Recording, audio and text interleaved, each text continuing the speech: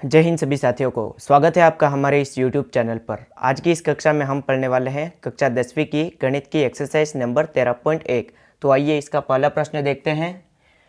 प्रश्न इस प्रकार है, दो घनों जिनमें से प्रत्येक का आयतन 64 सेंटीमीटर क्यूब है के संलग्न फलकों को मिलाकर एक ठोस बनाया जाता है। इससे प्राप्त घनाभ का पृष्ठीय क्षेत्रफल ज्ञात कीजिए। तो देखिए इसको सॉल्व करते हैं।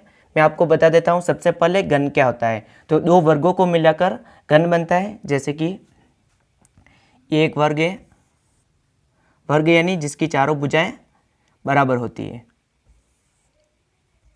इसको मिलाएंगे तो क्या बनेगा, एक घन बनेगा। और दो घनों को मिलाकर एक घनाभ बनता है। तो दो घन को मिला देते हैं।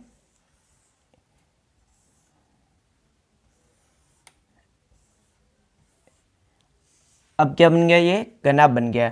तो घन की भुजा क्या होती है, ये मान लेते हैं उसको।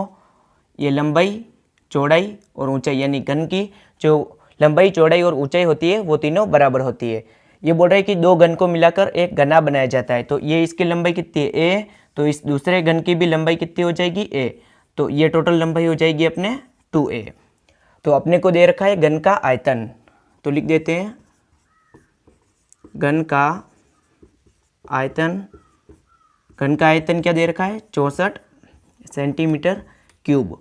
और अपने को पता है घन के आयतन का फॉर्मूला होता है भुजा क्यूब। भुजा को अपने ए माना है तो ए का कर देंगे क्यूब, और इसको लिख देंगे अपन 64। 64 को अपन किस प्रकार से लिख सकते हैं, 4 की पावर 3। 4 को 3 बार गुणा करेंगे, 4 इंटू 4 इंटू 4, तो 64 आ जाएगा। अब दोनों की तुलना कर लेते हैं, घातें समान है तो ए का मान आ जाएगा अपने 4 सेंटीमीटर। सबसे पहले इसके घनाभ का क्षेत्रफल ज्ञात करने के लिए अपने को ए की जरूरत पड़ेगी। तो ये आ गया अपने ए।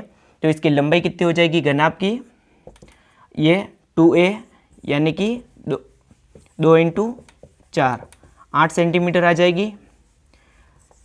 चौड़ाई आ जाएगी इसकी a, यानी कि 4 सेंटीमीटर, और ऊंचाई आ जाएगी घनाभ की a, यानी कि 4 सेंटीमीटर।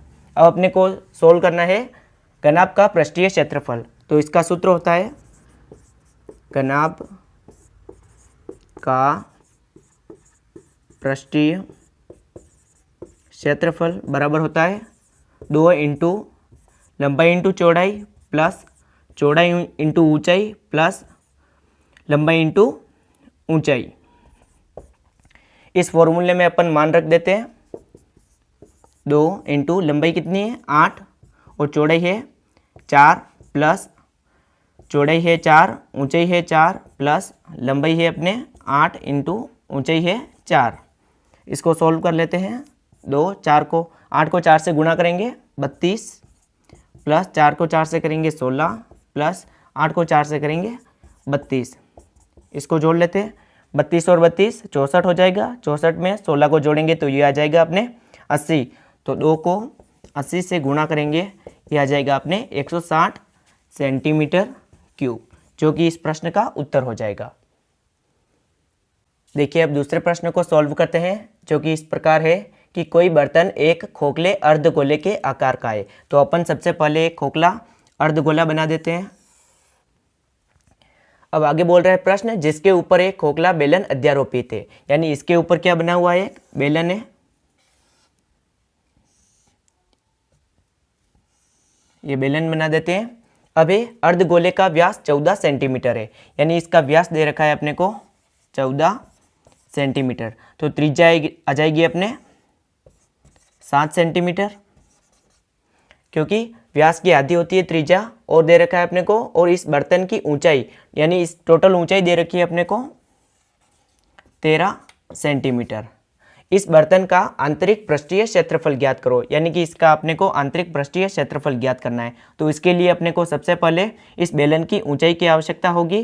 तो ये दे रखा है अपने को, टोटल ऊंचाई दे रखी है 13, और इस अर्धगोले की जो त्रिज्या है वो 7 है। तो 13 में से 7 को माइनस कर देंगे तो इसकी ऊंचाई आ जाएगी अपने 6 सेंटीमीटर। तो देखिए सबसे पहले अपन लिखते हैं बर्तन का आंतरिक पृष्ठीय क्षेत्रफल। जो कि आएगा अपने बेलन का आंतरिक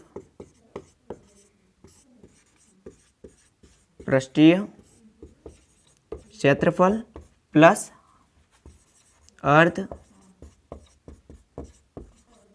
गोले का पृष्ठीय क्षेत्रफल, यानी इस टोटल पूरे बर्तन का जो पृष्ठीय क्षेत्रफल होगा वो इस बेलन के पृष्ठीय क्षेत्रफल के और इस अर्धगोले के पृष्ठीय क्षेत्रफल के बराबर होगा।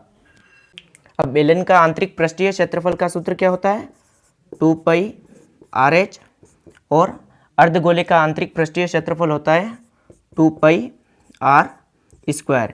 और अपने को ये जो स्मॉल r है और कैपिटल R दोनों का मान ही दे रखा है अपने को 7 सेंटीमीटर, यानी इसका भी मान 7 है अर्धगोले का, और इस बेलन की जो त्रिज्या है वो भी 7 है, और ऊंचाई अपने को बेलन की आई है 6 सेंटीमीटर। ठीक है ना। तो इस फॉर्मूले में अपन मान रख देते हैं। तो 2 कॉमन आ रहा है, पाई भी कॉमन आ रहा है, और ये r है, इसको भी अपन लिख देते हैं स्मॉल r। तो ये भी कॉमन आ रहा है, तो यहाँ पर आ जाएगा अपने h प्लस r। 2 पाई का मान लिख देते हैं 22/7, r का मान लिख देते हैं 7, और h है 6 प्लस r का मान है 7। इसको सॉल्व कर लेते हैं। 7 से 7 कैंसिल हो जाएगा, ये आ जाएगा अपने 44 इंटू 7 और 6 हो जाएगा 13। 13 और 44 को गुणा कर लेते हैं।